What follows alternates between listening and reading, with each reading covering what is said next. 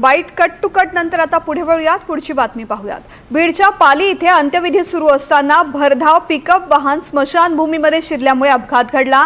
यामध्ये एकाचा जागीच मृत्यू झालाय तर 7 ते 8 जण जखमी आहेत। यामधील एक जण गंभीर असल्याची माहिती आहे। जखमींवरती सध्या शासकीय रुग्णालयासह खासगी रुग्णालयामध्ये उपचार सुरू आहेत। भरधाव पिकअप चालकाचं नियंत्रण सुटल्यामुळे हा पिकअप थेट स्मशानभूमीमध्ये शिरला। त्यात संभाजी जाधव या नावाच्या व्यक्तीचा मृत्यू झालाय।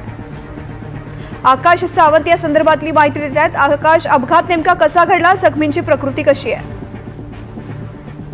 नक्कीच पृथ्वी, बीडच्या पालीमधून एक धक्कादायक घटना समोर आली आहे।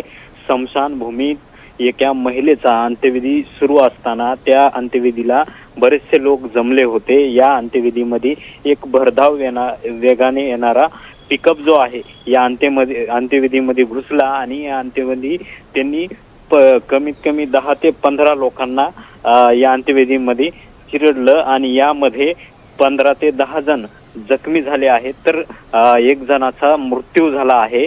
सध्या जखमींना बीडच्या जिल्हा रुग्णालयामध्ये दाखल करण्यात आला आहे। तसेच काही लोकांना खासगी रुग्णालयामध्ये देखील दाखल करण्यात आला आहे आणि सध्या 3 ते 4 लोकांची प्रकृती आणखीन चिंताजनक आहे आणि बाकीचे जे आहेत यांच्यावरती खासगी रुग्णालयामध्ये देखील उपचार सुरू आहेत आणि पिकअप चालकाचं नियंत्रण सुटल्यामुळे हा अपघात झाल्याची माहिती मिळते आणि पोलीस जे आहेत ते घटनास्थळी दाखल झाले आहेत आणि पिकअप चालक जो आहे तो फरार झाला आहे।